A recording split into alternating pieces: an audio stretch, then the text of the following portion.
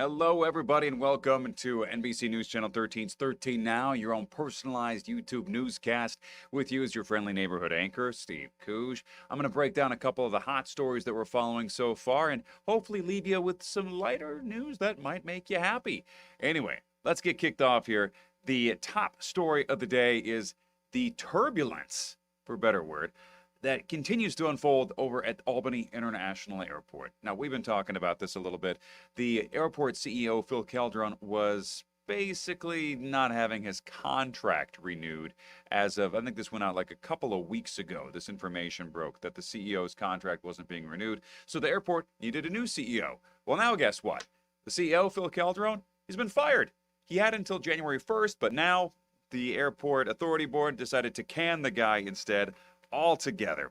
We'll get to why in just a second. So, the Albany Airport CEO Phil Calderon been fired effective immediately as of today. And again, he was supposed to fill out this position to the end of the year.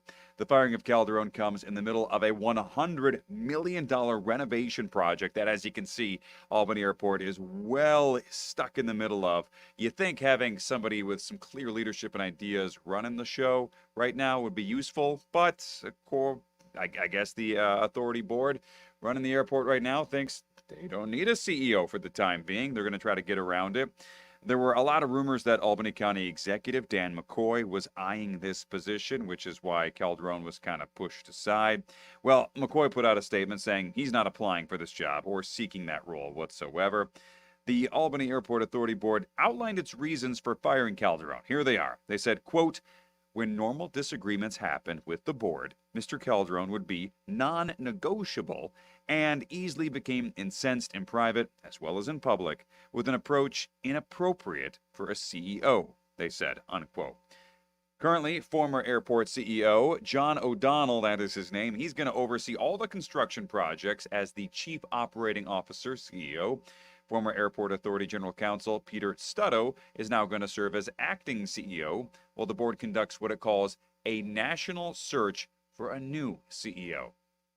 They've been searching for a new CEO for a couple of months now. Haven't come up with a thing. Again, a lot of people upset about this because things at the airport, they're not going very well. There's a lot of construction. There's a lot of headaches. If you've been to the airport recently, this renovation, it's not a pretty one. They've got a lot of work to do. It's going to take them about another year to get this all put away. And on top of that, there are issues with, getting the amount.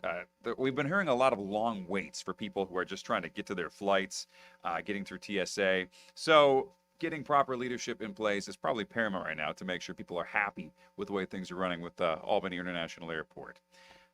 Okay, now on to our next story. If that last story wasn't crazy enough, get this next one.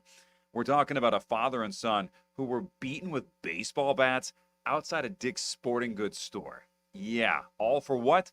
A pair of Nike Air Jordan sneakers. These are expensive sneakers, I get it, but it's still just, ridiculous what people are wanting to do. These are the suspects who allegedly beat a father and son outside a Dick's House of Sports in Latham. Police say they were able to help catch these guys and ID them. Many thanks due to people in the public who were just frantically calling 911 as it was all happening.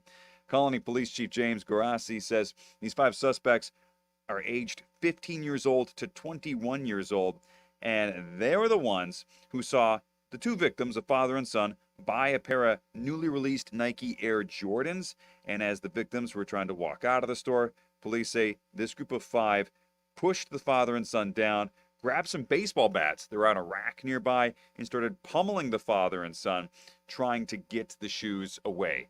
So they ended up beating the father and son, taking the shoes, which I think were valued maybe around $200, some expensive, rare sneakers.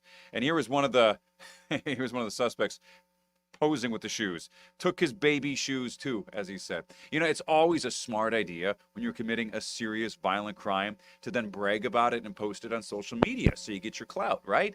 Makes complete sense. I think we can all agree.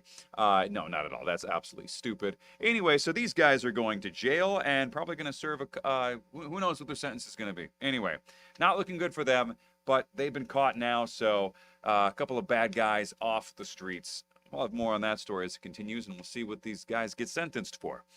All right, in a bit of lighter news, It's Wednesday, and it was back to school for a lot of folks here in the capital region, including over at the Shenendehowa Central School District. They welcomed students today. We got some video of these happy kids coming back to school. See if you can count how many smiles you see on their faces. We were watching this video earlier, and they just look not very thrilled to be heading back to school. I mean, but they're going to high school. You know, I got a son who's on his way into elementary school, and him and all his buddies, they are psyched to be going back to school.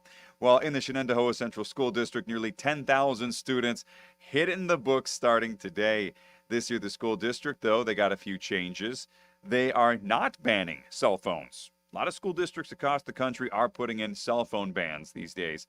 Superintendent Dr. Oliver Robinson says cell phones can still be used as long as they are used appropriately and do not interfere with teaching and learning. I'm sure a lot of teachers might disagree with that cell phones are a huge distraction when they're in the class.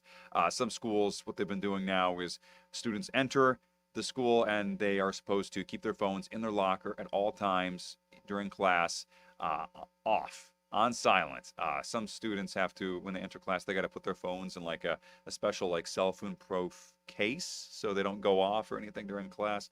Anyway, it's a thing districts are doing. The Shenendehowa Central School District not doing it. We'll see how it goes from this year. Maybe they'll have a cell phone ban next year. Who knows? We'll see. I've actually heard a lot of kids, young teenagers in school are opting for those old clamshell phones, you know, the ones that don't have any smartphone features at all.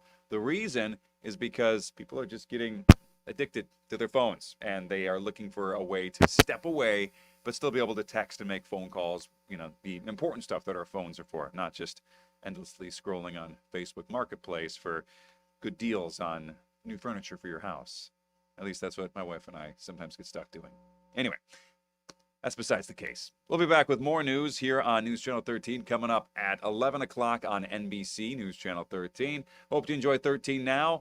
We'll have a full look at your weather. Things are shaping up to look pretty nice, at least for the next 48 hours. But the weekend, don't want to spoil it, but it's looking kind of dicey. So tune in at 11 o'clock in about 45 minutes, and we're going to break it all down for you. It'll be me, my co-anchor Rachel Teedy, as well as meteorologist Monique Martinez. We'll see you there. And if we don't, you know, thanks for joining me right now, and I hope you make it a fantastic night. Bye.